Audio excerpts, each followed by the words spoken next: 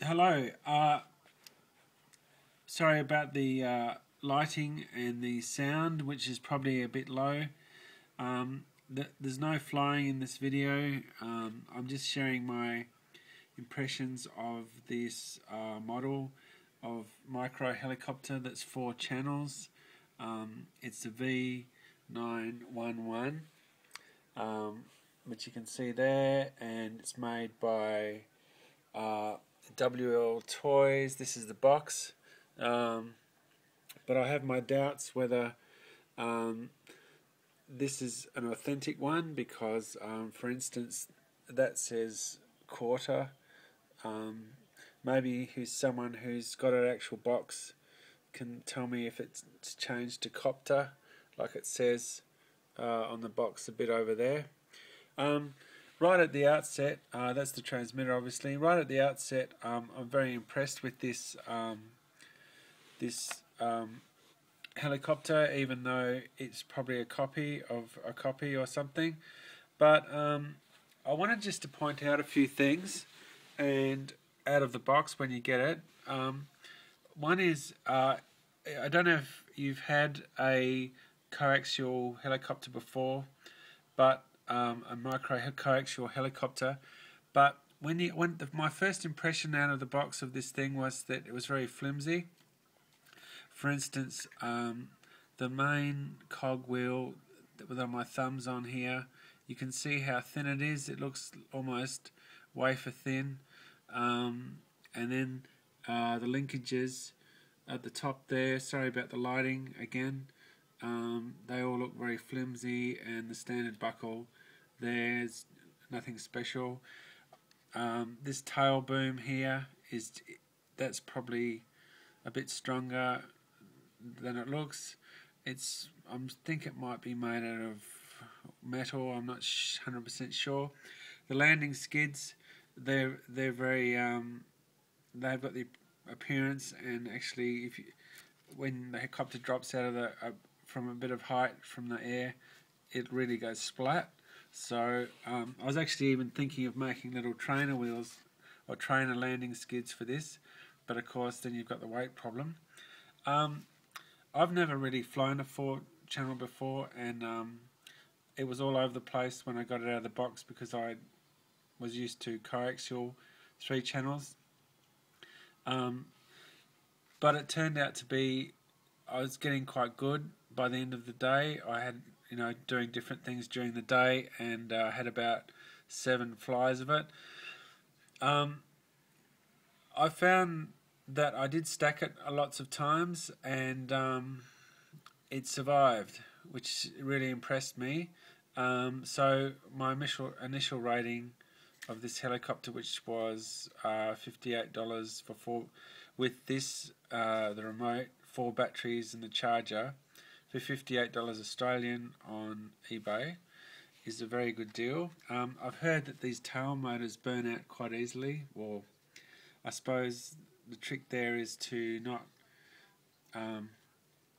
run it for ages in the air. I've actually put, you can't see it of course because it's terrible video, I know, the lighting, but I've put a really you can probably see it glistening a bit there. I've put some very fine quality oil on it. Probably it's the last thing anyone would do to their new copter. It's a bit of a dust magnet, but putting a liquid on there, but it seems to go very well. So summing up the copter, I would say it looks incredibly flimsy, and it probably is, but it survived some horrendous crashes since I'd never really flown one before. Moving on quickly onto the transmitter, impressions of this. Well, it would have been good if the instructions for these buttons were a bit more clear. I thought you push them down, like I had a remote once that you change trim by pushing it down, but you actually slide them left and right. This is a mode 1 transmitter, you probably can't see that.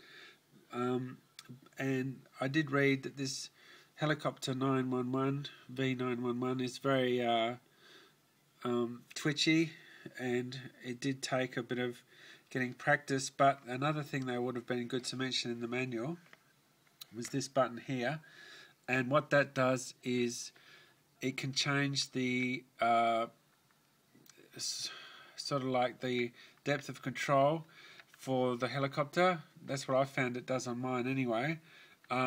So if yours doesn't do that, you've got one. It might be because this is a copy of a copy or something. But it's got this is like the indoor-outdoor mode. In one mode, the controls are a bit less responsive, which is indoor, and then you push it again and it flies around a lot faster. And I suppose that's the outdoor mode. It's quite clear. I'm shooting this on my iPhone, so it's the first time I've shot a YouTube video on my iPhone. It's just basic controls. It's got the mode 1 settings there. So impressed with the charger, yes. For the money, I think it's pretty impressive. That's obviously the light that comes on when you hit the throttle. And one good thing is it won't bind or start if you've left the throttle by mistake and you turn it on. It won't. The helicopter won't bind. So you always have to have the throttle down. I don't know if you're in different parts of the world whether you'd be center mode 1 or you can ask for a different mode. It's really, really important to work out which mode you're going to get. I think this is a funny part of it. On the box it says patent product counterfeit will investigate. That's sort of a sign of a copy. I'd just like to quickly mention the charger, which seems to be very good. The charger is here, and I've had no problems with it. I'm actually not running this off a computer. I thought that was maybe a speaker in the middle there where those slots are. Triangular slots. I thought it might beep when it's finished charging. I've actually got this plugged into, I plug it running off a battery pack that I use for my iPhone. It's a USB, so it just goes in there. So I got this with 4 batteries, as I've already mentioned, and I'm very impressed.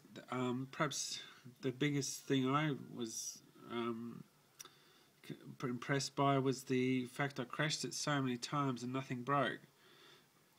It's always a temptation when you get something sent in the mail to sort of use it a bit much or maybe overdo it, which is what I did, but it survived.